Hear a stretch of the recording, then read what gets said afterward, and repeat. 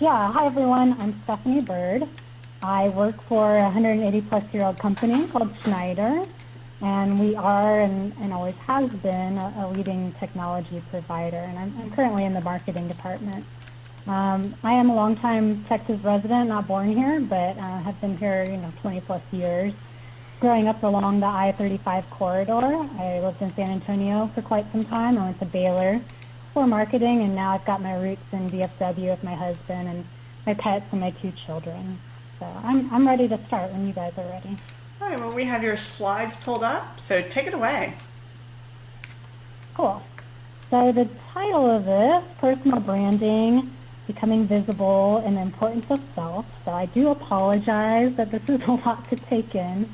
And yesterday I was curious. I actually ran it through this online readability analyzer, and it was in the bottom quartile of readability. So, yikes, I think, better titles exist. Actually, I know better titles exist because there are hundreds of books and TED Talks already written on this topic, just like Vanessa opened with at the very start of this event. So having that much material, I agree with her, is kind of daunting. So instead of me, Stephanie Byrd, lecturing you for the next 20 minutes, I want to be a little vulnerable.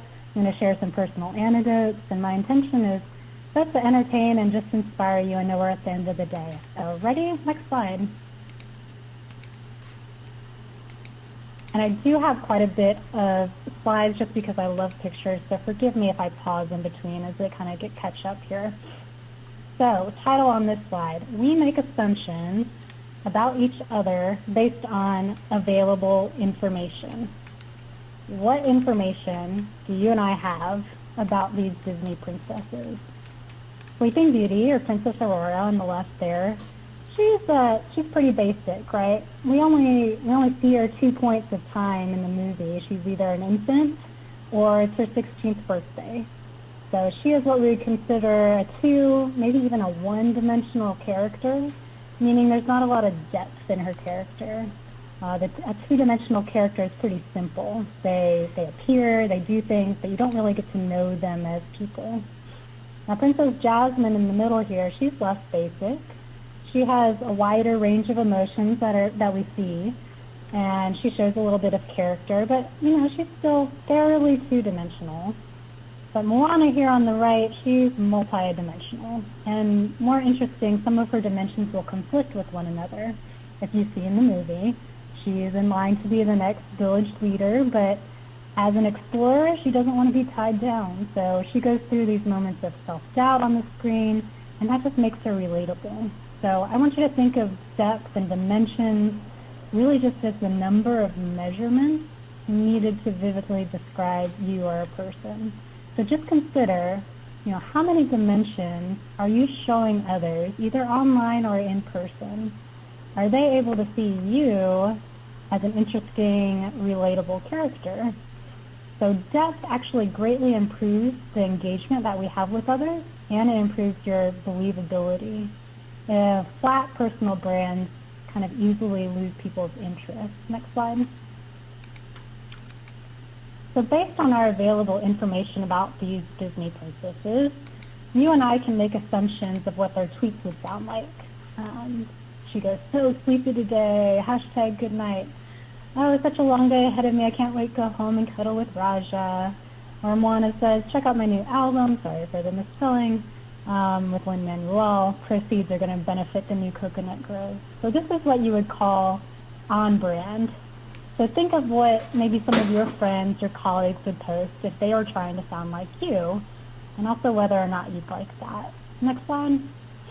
So on brand here's just the flat definition. It's an action or a belief espoused by someone that aligns with the value system of that person. Next slide.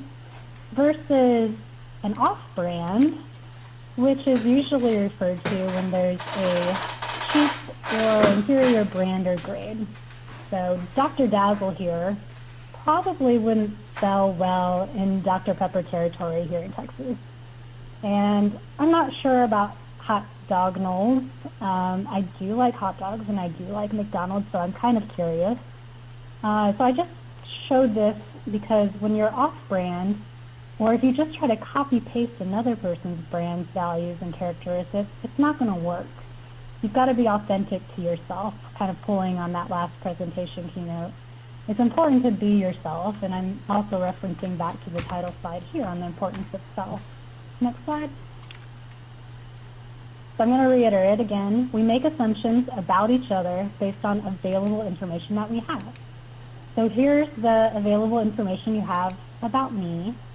My name is Stephanie. So some of you may assume I was born in the 80s and could have just as easily been called Jessica, Jennifer, Amanda, Ashley, Sara. Yes, those names and Stephanie are the top 6 most popular 80s names.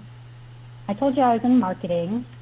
Some of you may assume that makes me creative, maybe because of the advertising that you see around you every day. I mentioned I work for Schneider Electric, and I haven't been the first one during this event. So most people have never heard of it. You've got a little bit of a glimpse, but you might think it's still some sort of electrical company.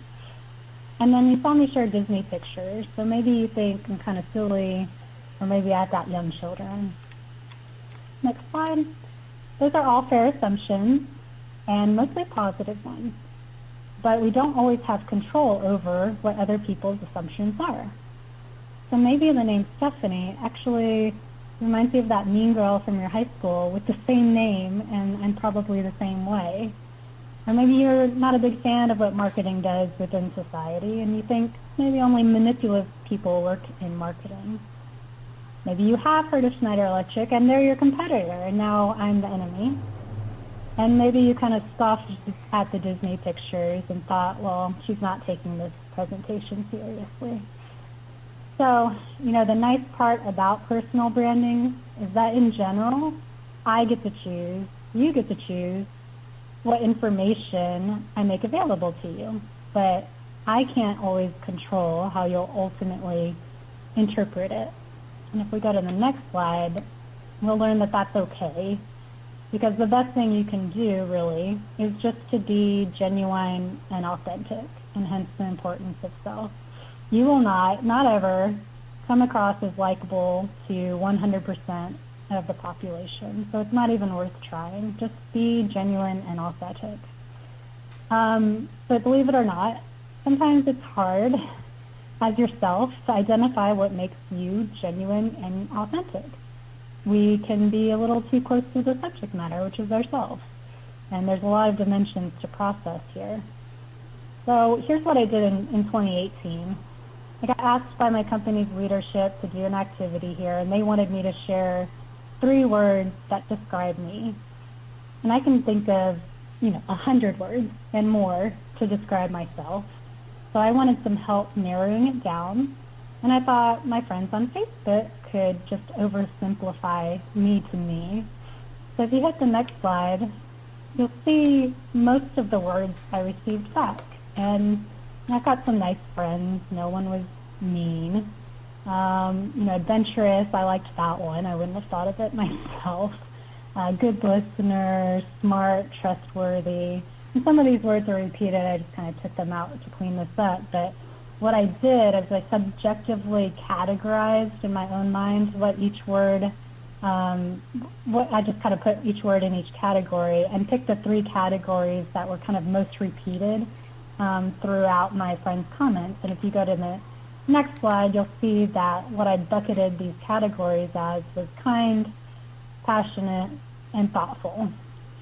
So I can use these words by doing this exercise as just guiding words. These are my personal brand values, we'll say. So what I say, how I act, how I present myself in public should essentially, if I'm being genuine and authentic, kind of stay in line with these values, and that makes me, quote unquote, on brand. And if you go to the next slide, there's an example just of one of my LinkedIn posts, which I think kind of does a good job hitting all 3. In the post, I shared my admiration for a couple of podcasts that I like, Kind. I mention Internet of Things and leadership as some of the subject matters, which I tend to mention a lot, so showing some passion for certain subjects. And then I offer a couple follow-ups for those that I piqued their interest and they want to read more, so trying to be thoughtful there. And the next slide, the most important thing as you're kind of considering your brand values here and how to display them is to be consistent, right? What I say and how I act should stay in line with those values. And you have to be consistent in order to build trust. And this is something that's like hardwired into our brains. Our brains as human beings, we're programmed to spot patterns. It's a survival mechanism. And so in marketing and branding psychology, a consistent brand is what makes a strong brand. And when your brand delivers the same experience with every interaction, you use the same tone of voice, for companies it's the same color, the same logo, the same imagery. People are experiencing you kind of in the same way. That leads to trust. And trust is the most important component of loyalty.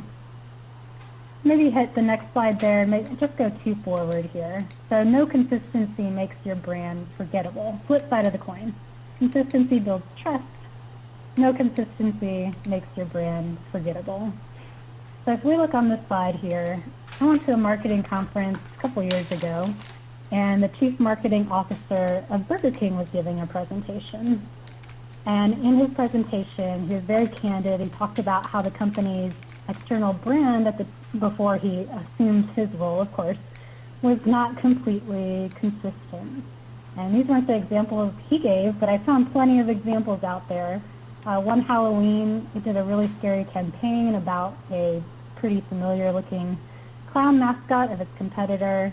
When net neutrality, if you guys remember that, was a hot topic in Washington, D.C., Burger King ran a political ad to promote one side of the argument. And it also ran this campaign talking about how real its ingredients were, without preservatives, and they're so real they actually got moldy.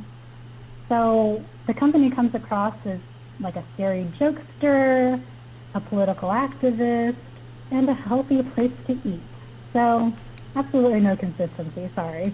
And if consistency is what builds trust and loyalty, I think Burger King had, an issue to face and address.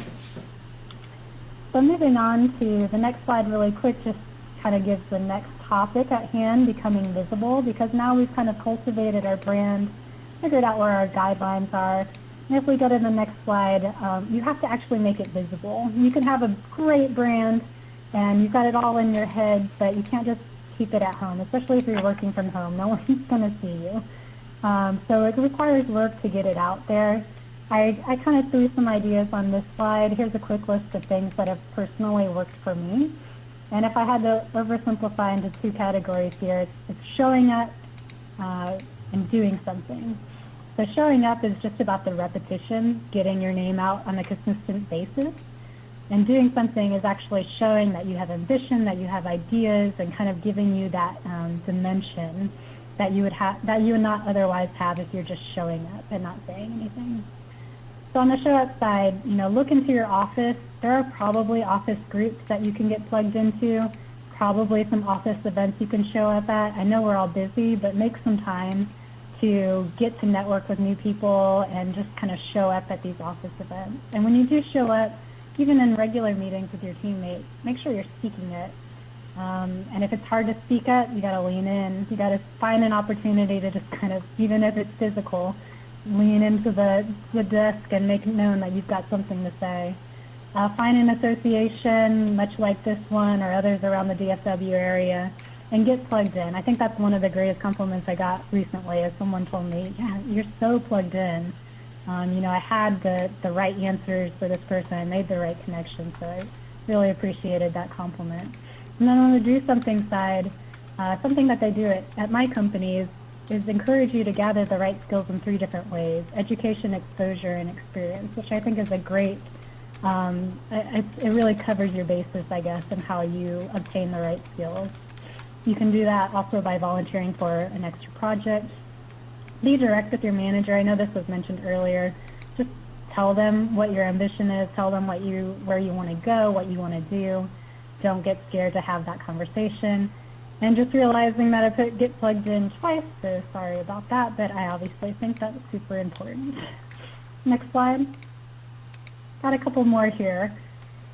So LinkedIn, I think, all comes to mind as one of the easiest and obvious ways to build your personal brand. And I do invite you guys all to connect with me. In advance of this presentation, and I've been meaning to do this a while, I did a quick audit of my LinkedIn presence throughout the past several years. And here on the screen are the top dozen posts or so in terms of engagement, how many people liked or reacted or commented, etc. So right away, for me, I noticed that when I post my face or a picture of me, that tends to boost engagement. And I'll let you interpret that as you like. But I think that many times it just helps your credibility when people can actually see you doing something, outside of your desk or at your desk. There's a couple of pictures there where I'm just sitting at my desk. So even if it's a photo with your internal employees after a fun meeting or something interesting you attended that day, that tends to do well for me. And for me also, I tend to get more engagement when there are others in the photo. I have a very large company. I think Asha mentioned earlier there's 145,000 employees across the globe, and we all tend to like and applaud each other. So that definitely helps driving up reactions to my personal posts. I found I get less engagement when I share something without a photo, or it's one of the stock photos. And also, even if I post like a really interesting article or an article I found very interesting, that tends not to get a whole lot of attention either for me. I posted one about craft creating noodle day. There was no image. It was interesting, but not necessarily what's going to impact my personal brand. So I encourage you guys all, if you need an action here, go out and look at your LinkedIn posts this week. It can be a little tedious because you have to scroll all the way down through the years. There's not an easy way to kind of look at this, but start to collect maybe as you see some high-performing ones, and just see as you put them all in paper together like I did, what are some of the common threads. Do some analytics on what's driving attention if your ambition is to kind of increase engagement through the LinkedIn platform. Next slide. So besides that LinkedIn audit, and maybe if you want to do that Facebook exercise I shared earlier, there is one more thing, if you want to advance to the next slide already, that we do in our company that could help with your personal branding. And we call it a personal mission statement. And you can just get out a sheet of paper, basically, and try to write down these elements briefly. So the value that you create, and you can kind of draw on your personal brand values there. Who you're creating value for. Many times that will be your company, but you could also think about a potential organization you're hoping to work with, society in general, if you need a high-level mission statement, your family, any groups that you're creating value for, and the expected outcome that you expect once you add that value to that person or organization. And what you'll get is a personal mission statement, and it also happens to be a quick elevator pitch about yourself that you can use with anyone. And again, going back to the beginning, you're supplying the information you want others to see. So you're supplying the information that you want available, and you're going to influence the brand impression that that person or organization has of you. And then one more slide here, and the last one. And I'm sorry, I'm ending on a very corny note, but don't forget about the importance of self. A personal brand is about people's perception of you, but that doesn't mean their perception is all that you are, right? A brand can be kind of like an Instagram filter, the one where you accentuate like the best parts of yourself and cover all your flaws. But just remember, as we talked about flaws, internal conflict, being vulnerable, that's what makes a person like you and Moana really interesting. So do be true to yourself. Don't be too hard on yourself. And just understand that your brand can evolve as you become and just display your multi-dimensions. So thanks, everyone. Well, Stephanie, thank you so much for that wonderful presentation. So yes, we have received a lot of questions from the audience, and some of them are kind of similar, so I'm trying to combine them together. So let's start with let's start with this one, and this one comes from Mary. And Mary says, "I'm on the downside of my career. Why should I care about my personal brand?" Your personal brand, as we've kind of talked about it today, we've talked about it in the career-oriented way. But your brand is something that people outside of work also perceive as you, right? So, I guess there's a fine line to walk between caring too much and caring too little here, but people will assume information about you based on what they've got, and that can include your coworkers, but it can also include the church you attend, your family members, the community that you're involved in. So, I guess it's kind of up to you where you see that audience and how much effort you'd like to put into building your personal brand. But I think we mostly discuss it as a career development tool. That's wonderful. So this next question comes from Mia, and Mia says, "You mentioned LinkedIn, but any other ideas for how I can express and optimize my personal brand?"